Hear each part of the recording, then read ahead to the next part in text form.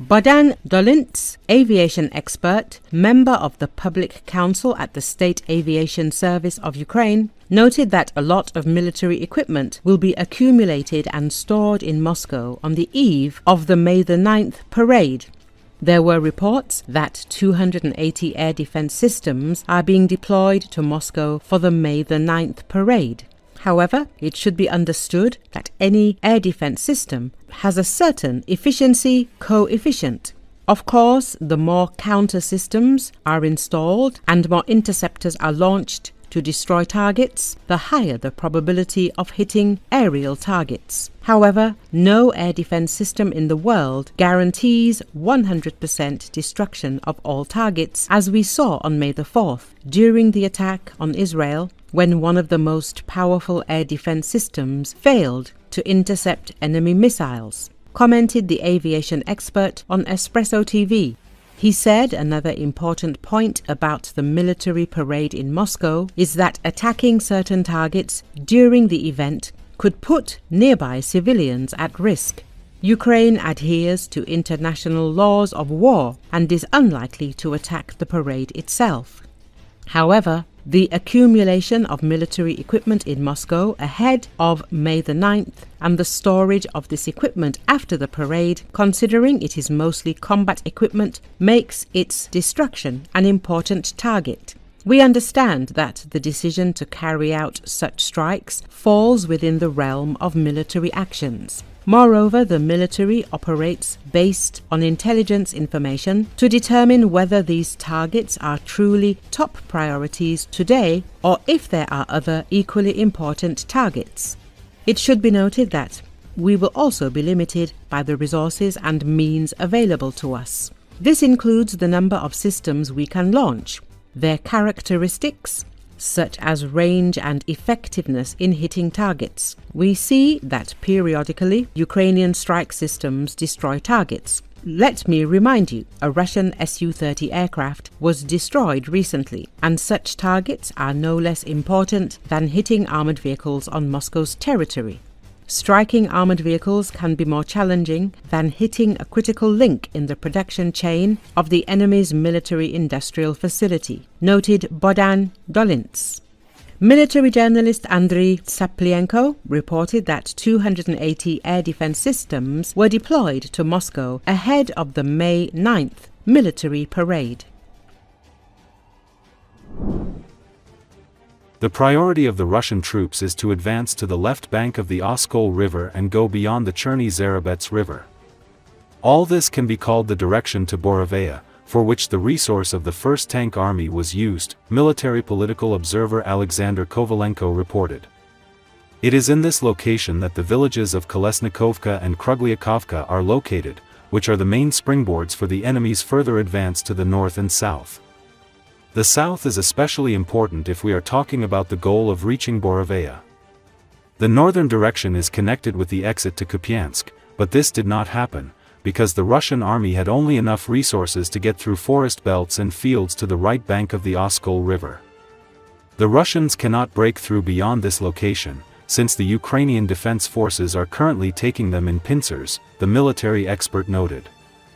That is why the Russian command decided to redistribute the resources of the 1st Tank Army. Some part will remain in the area that they were able to capture and hold, and some part will go to the Kupiansk direction and directly to Limanskoye to reinforce the 20th Combined Arms Army. And here is the most interesting thing. The distribution to the Kupiansk direction is, to put it mildly, not very effective. They sent some units to support the 69th Motorized Rifle Division on the right bank of the Oskol River, but there is no global result. For them, the right bank of the Cherny Zarabets River looks more productive, Kovalenko said. Earlier, Alexander Kovalenko voiced a fact that testifies to the weakness of the Russian army.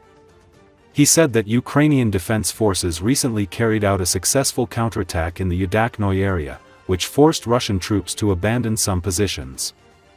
Similar counterattacks also took place in the Uspanovka area, north of the Solina River, in the direction of the village of Solnoy. As for Uspanovka itself, as of today, the Russians are trying to put as much pressure on this small village as possible and go beyond its western streets. But look at this village. What is it like? It used to be a village of 6 streets, but now it is all ruins. Nevertheless, Russian troops have not been able to take control of Uspianovka for quite a long time, the expert emphasized. We are not even talking about a month, but about a longer period of time. Since January 20th, a fairly serious potential of the most combat-ready units of the center group of forces has been operating in the direction of this small settlement, but Uspianovka continues to hold the line. In general, our defense consists of such small villages, which are becoming a serious brake on the Russian army. The Ukrainian defense forces are now using any opportunity to stop the breakthroughs of Russian motorcycle assault groups as effectively as possible, Kovalenko noted.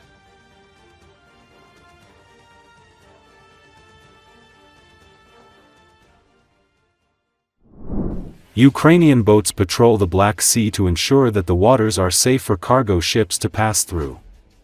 This is stated in the material by TSN correspondent Natalia Nagornaya. The boat's commander says, "We are on the front line at sea. The boat's job is to make sure that these waters are as safe as possible for cargo ships."